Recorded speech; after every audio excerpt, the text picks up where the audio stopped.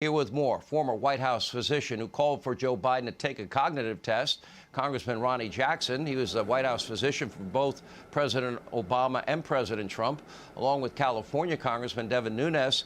Doctor, Congressman, let me start with you and talk about the cognitive side of things. Donald Trump took that cognitive test.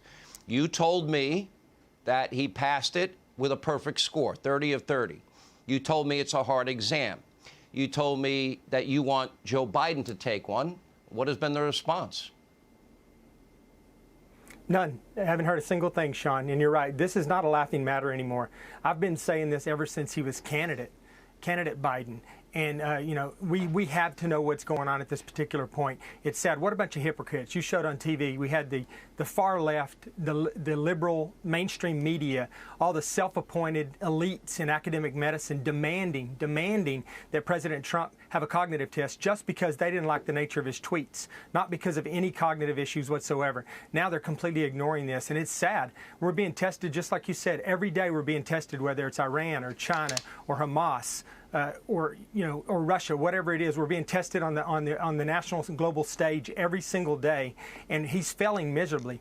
And it really is at this point. We got to figure out what's going on. I feel bad, Sean, because the White House has been transformed from a symbol of power and authority into what looks like at this particular point an assisted living facility, and the American people. They're going to start demanding at some point in the very near future that we know what's going on. It's already starting to happen, and we need to know. 57%, doctor, think that somebody else is in charge in the White House, including 58% of independents, and a third of Democrats think that he's not making the decisions. How does a country function if the president's incapable of performing his duties? That's what the poll says. My personal poll, everybody I talk to talks about it. Yeah. Well, Sean, we can't function. I mean, we're spending money like it's going out of style right now. We at least need to know that our commander-in-chief, our head of state, and our president knows what's going on in that regard. And then on a world stage, we're failing miserably. He's not inspiring confidence in the American people. He's not inspiring confidence in our allies. And he's sending the absolute wrong message to our adversaries. Our adversaries are taking advantage of us. We draw a line in the sand, they cross the line. He draws another line, they cross the line. That did not happen in the Trump administration. When President Trump drew a line in the sand, our enemies and our adversaries knew exactly what would happen if they crossed that line, and we don't have that anymore, and we're gonna pay a price for it. You know, Congressman Nunes, the geopolitical territorial ambitions of China seem to be at no end here. We see what they're outlining of plans for Taiwan. We've seen the crackdown in Hong Kong. We see that they've partnered with the Russians to arm the Iranians so they can fight their proxy wars in the Middle East. That's a dangerous trifecta in my mind. As you look at these now, and then now Joe grants a waiver for Putin to build the pipeline while simultaneously canceling our pipeline, the Keystone XL pipeline. Can you explain any of this? And how nervous are you as a member of the House Intel Committee? Well, I think I can explain it, Sean. The way that I look at this is that you have a Pravda-style media in this country that the Democrats control. And then you run that through a filter, which are the social media companies, and it makes it easy to govern as long as you're doing it in the United States. So you run a campaign, you hide in your basement, you don't answer any tough questions. The same thing happens here in the United States. He's been snapping at his own press people that they control. And that's even when they're giving him cards to try to tell him how to answer certain questions. But here's the problem. Putin knows exactly how this works. He's a former KGB guy. He runs his press in his country. The same thing with President Xi. He does the same thing with the Chinese Communist Party propaganda that's all throughout the globe.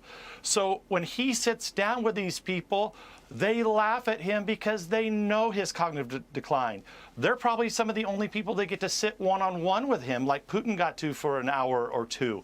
You know, very few members of Congress have even sat down with him for any length of time. So I guess the way I would explain it is that when you get out to the real world where people will kill others, they will take over companies, they will take over economies, things get real. Biden and the Democrats just can't handle it. Let me take this question in another direction. If 57% of the American people in this Trafalgar poll, Robert Cahaly is a great pollster, if the 57% don't think he's in charge, and then you add to the equation that social media is not showing the video clips that we just showed and that we've been showing, I would argue that the number would be dramatically higher, except you have big tech and the media mob not showing their audiences what's really going on when the struggles he's really having. They're protecting him. That is exactly right. And that's why I keep bringing the attention of the American people to how big tech is really the biggest danger to our democracy right now is not only the private media, but it's also coupled with big tech. And a lot of people think Republicans are going to have a great year next year. And I think we are. We're recruiting candidates across the country.